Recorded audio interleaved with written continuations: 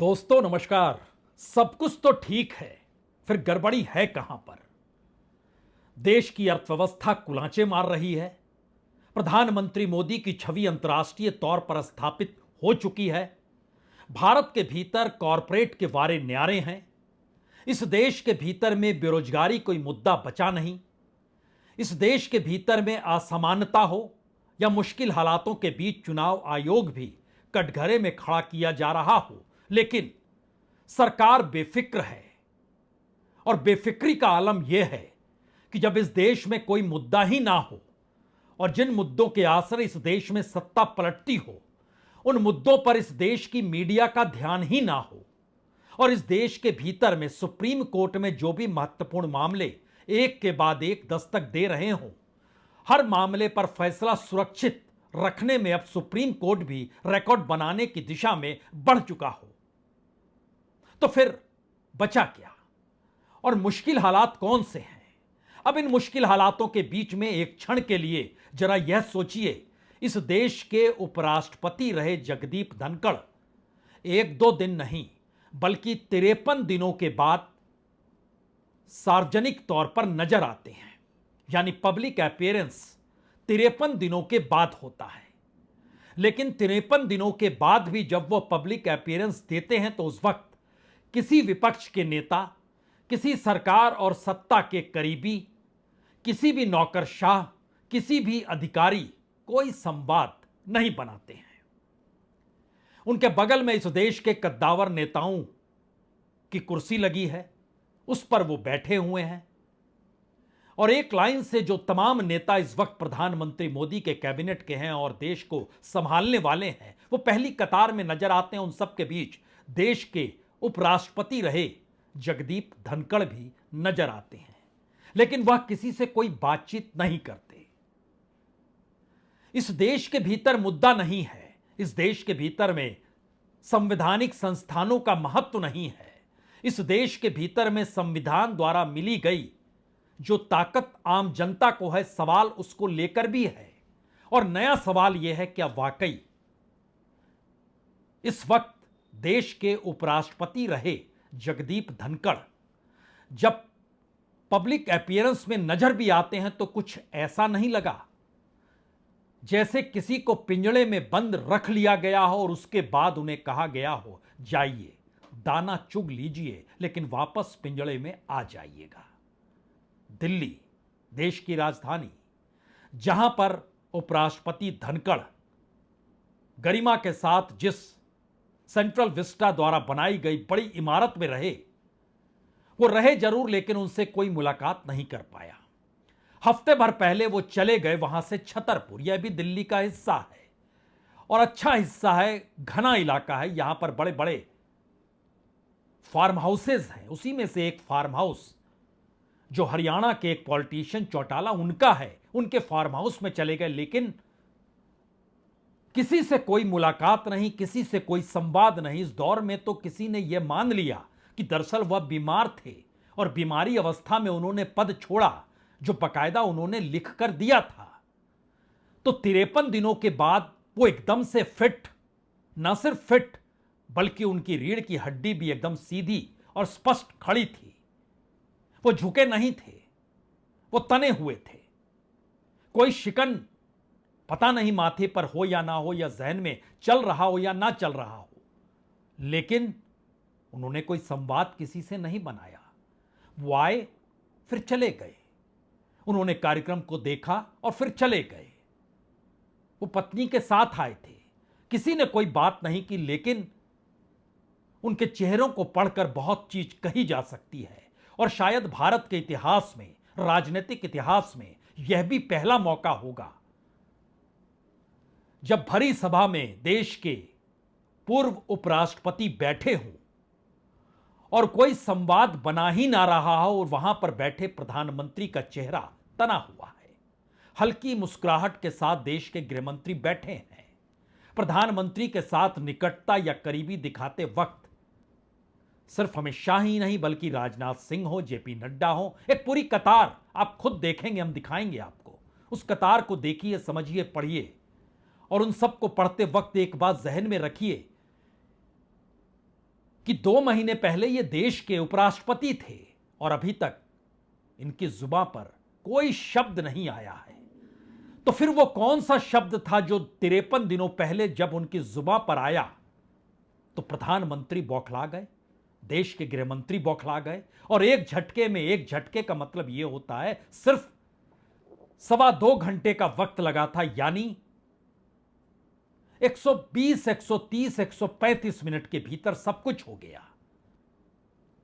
वो उपराष्ट्रपति का घर हो, वो गृह मंत्रालय की हरकत हो, वो राष्ट्रपति भवन के भीतर की हरकत हो, वो पीएमओ के भीतर की हरकत हो, वो राजनाथ सिंह के घर की हरकत हो, तमाम जगहों पर तमाम परिस्थितियों में सिर्फ 1 घंटे 35 मिनट में ऐसी परिस्थिति बनती चली गई कि उसके बाद से कोई जानता ही नहीं, कोई समझ ही नहीं पाया कि जिस शख्स ने बताया कि वह बीमार है और 53 दिनों के बाद वो सामने आया तो वो बिल्कुल स्वस्थ है, एकदम फिट है, फिर भी उन्होंने कुछ क्यों नहीं कहा। हमें लगता है तस्वीरों को पहले पढ़ लीजिए। इन तस्वीरों के बीच देश के उपराष्ट्रपति रहे जगदीप धनखड़, मौजूदा वक्त में जो देश के उपराष्ट्रपति नए चुने गए हैं राधा कृष्णन जी, ये 2030 तक अब रहेंगे। ऐसा नहीं होता है कि उनका कार्यकाल बीच में खत्म तो इसके बाद नए जो आएंगे वो उसी कार्यकाल तक रहेंगे, ऐसा नहीं, वो 2030 तक रहेंगे। लेकिन तस्वीर में यह भी नजर आया वह भी शायद कहीं झुकना तो नहीं सीख गए। लेकिन पहले तस्वीरों को पढ़िए। यह तस्वीर महत्वपूर्ण है।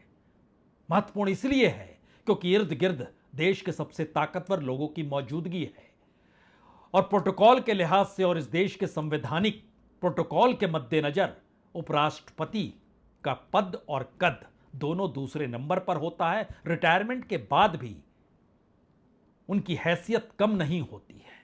फिर भी इन तस्वीरों को पढ़ने की कोशिश जरूर कीजिए पहले।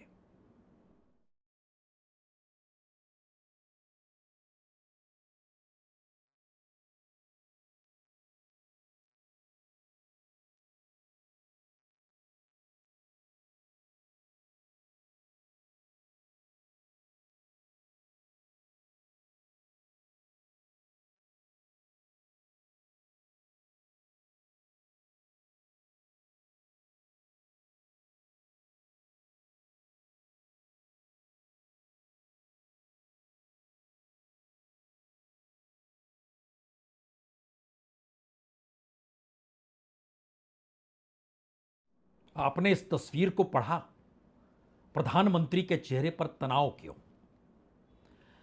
और एक लिहाज से देश को नया उपराष्ट्रपति मिला है, हंसी खुशी का माहौल आपको नजर आया। शपथ ग्रहण समारोह हुआ और उसके बाद सब कोई अपने अपने काम में व्यस्त हो गए।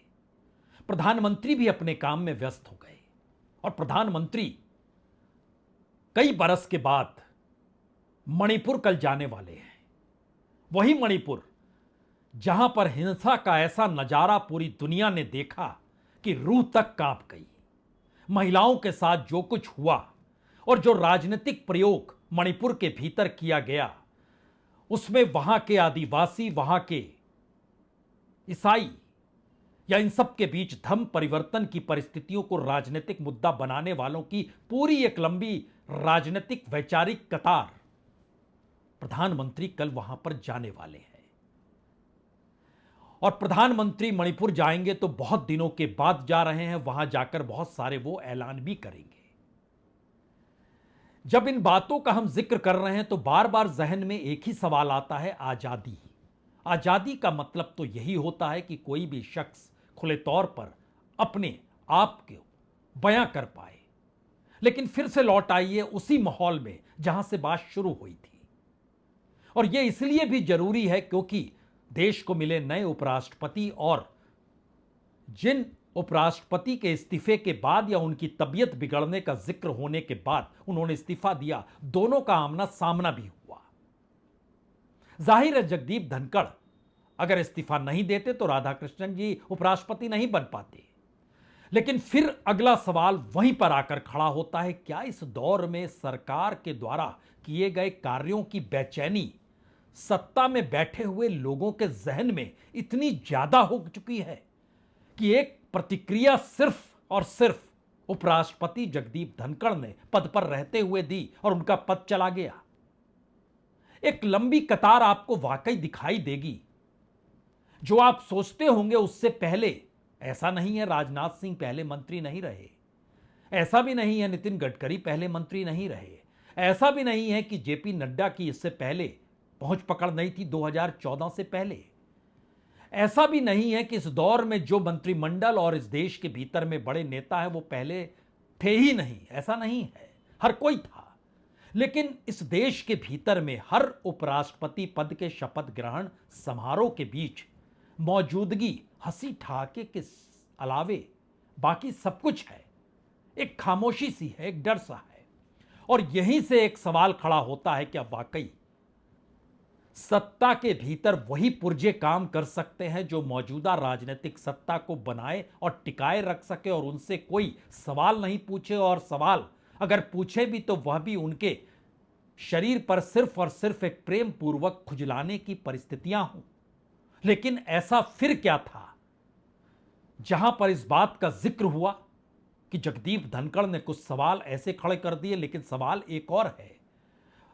वो बालिग हैं, वो सीनियर सिटीजन है, वो वकील भी रह चुके हैं, वो विधायक भी रह चुके हैं, वो राज्यपाल भी रह चुके हैं और उपराष्ट्रपति भी। यानी अपनी स्वतंत्रता को गंवा देने की परिस्थितियां जब पुराने पन्नों को आप पलटिएगा तो उसमें अक्सर कहते हैं कि हर किसी की एक फाइल तैयार होती है। उस फाइल में दर्ज शब्द, उस फाइल के डॉक्यूमेंट, उस फाइल के भीतर का कंटेंट सामने वाले को अक्सर डिगा देता। और इस बात का जिक्र अक्सर इंदिरा गांधी को लेकर किया जाता रहा है कि इंदिरा गांधी के पास हर किसी की फाइल रही, जिसने भी सामने बैठकर सवाल किया उसके सामने वो फाइल रख दी गई। उसके बाद उस शख्स ने कहा, मैडम आप जो कहें वही ठीक है।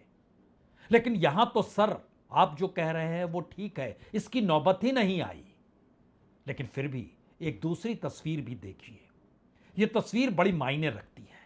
इसलिए मायने रखती है कि जिसके भी जहन में जगदीप धनखड़ जी को लेकर जो भी सवाल 2 महीने पहले थे कि अक्सर वो झुके झुके से रहते हैं, और बाकायदा पार्लियामेंट के परिसर में टीएमसी के एक सांसद ने उनकी मिमिक्री की थी।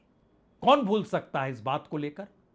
और मिमिक्री जिस अंदाज में की गई और पूरा विपक्ष उनके खिलाफ जिस तरीके से खड़ा था, और जिस तरीके से राज्यसभा में विपक्ष कहता था आप हमें बोलने देते ही नहीं हैं, यानी एक टकराव की एक ऐसी परिस्थिति थी जहां पर महाभियोग तक का सवाल खड़ा हो गया। पूरा विपक्ष एकजुट हो गया। लेकिन जब सत्ता ने उपराष्ट्रपति को चुप कराया तो उसके बाद वही विपक्ष उसी उपराष्ट्रपति की आजादी को लेकर सवाल खड़ा करने लगा। और आज सब कुछ है लेकिन आजादी नहीं है। तो फिर आजादी नहीं तो क्या सब कुछ का कोई मायने मैटर रखता है? छतरपुर के भीतर भी जिस फार्म हाउस में वो रहते हैं वह भी सुरक्षा के दायरे में है। वहां पर भी सुरक्षा का दायरा सरकार की पैनी निगाहों के आसरे है। तस्वीर देखिए, इस तस्वीर का एक महत्व है क्योंकि इस वक्त देश के पूर्व उपराष्ट्रपति जगदीप धनखड़ बिल्कुल सीधे तन कर खड़े हैं और सामने नए उपराष्ट्रपति झुके हुए हैं।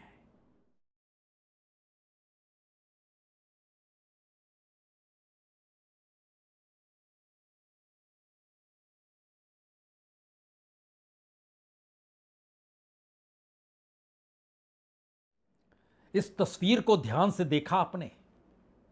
जब कोई सीधा खड़ा हो जाता है तो सामने वाला अक्सर झुक जाता है। यह तो एक तस्वीर है, लेकिन 53 दिनों पहले इस देश के सवाल को लेकर मौजूदा राजनीतिक सत्ता को कटघरे में खड़ा करने वाले इस देश के कॉरपोरेट हों, इस देश के भीतर बीजेपी के ही कद्दावर नेता हो, या फिर एनडीए में जो बीजेपी के सहयोगी हैं और जिनकी मदद से सरकार चल रही है, ये 3 अलग अलग माध्यम है। यानी एनडीए के सहयोगी अगर समर्थन खींच लें तो सरकार डगमगा जाएगी। बीजेपी के भीतर खुलकर कोई विरोध करते हुए खड़ा हो जाए तो सरकार की साख खत्म हो जाएगी। इस देश का कोई कॉरपोरेट अगर सत्ता डिगाने पर आ जाए तो कहते हैं पूंजी के सामने सत्ता इसलिए नतमस्तक हो जाती है क्योंकि सत्ता भी अगर पूंजी के आश्रय ही चल रही और इस देश की भीतर की पॉलिटिक्स उस कॉरपोरेट पूंजी पर टिकी हो तो फिर कॉरपोरेट ही वो अकेली ताकत होती है जो सत्ता को डिगा सकती है, क्योंकि उसका आसरा उस नेता, उस राजनीति को मिल जाएगा जिसके आश्रय मौजूदा वक्त में सत्ता चल रही हो। और संयोग से इन तीनों का गठबंधन 53 दिन पहले मौजूदा राजनीतिक सत्ता को ही कटघरे में खड़ा करते हुए दरकिनार करने की परिस्थितियों में लाकर खड़ा कर गया था। और उसके बाद जो फाइल तैयार हुई, इस फाइल में किस किस के नाम, किस परिजन के नाम, किस परिवार के सदस्य के नाम, उसने क्या कुछ किया, वह भी लोगों को कमजोर कर देता है। और शायद इन दो परिस्थितियों की टकराव के बीच सबसे बड़ा सवाल आजाद भारत में यही है कि क्या वाकई मौजूदा वक्त की राजनीतिक सत्ता एक ऐसे ऑटोक्रेट के तौर पर चल पड़ी है जहां पर साथ में जो पुर्जा है, जो सत्ता का हिस्सा है, वो जब तक साथ रहकर पूरी मशीन को चलाते रहे तब तक तो ठीक है, लेकिन खलल पैदा करे तो सिर्फ वो एक पुर्जा भर है, ये समझ उसको होनी चाहिए। और ये समझ मौजूदा वक्त में भारत की नौकरशाही को हो चली है, भारत के कॉन्स्टिट्यूशनल इंस्टीट्यूशंस को हो चली है, भारत की जुडिशरी को हो चली है, भारत की मीडिया को हो चली है। और जब सबको हो चली है तो फिर क्या संसद और क्या सड़क, दोनों जगहों पर पैनी निगाहें इस देश के गृह मंत्रालय के जरिए तीखे तौर पर सबको अपने अपने दायरे में खड़ा करने को मजबूर भी कर चुकी है। इसीलिए 53 दिनों के बाद देश के पूर्व उपराष्ट्रपति जगदीप धनखड़ सार्वजनिक तौर पर एक फंक्शन में नजर तो आए, तनकर खड़े भी नजर आए, लेकिन आजादी शायद अभी भी उनसे कोसों दूर लगी। बहुत बहुत शुक्रिया, बहुत बहुत शुक्रिया।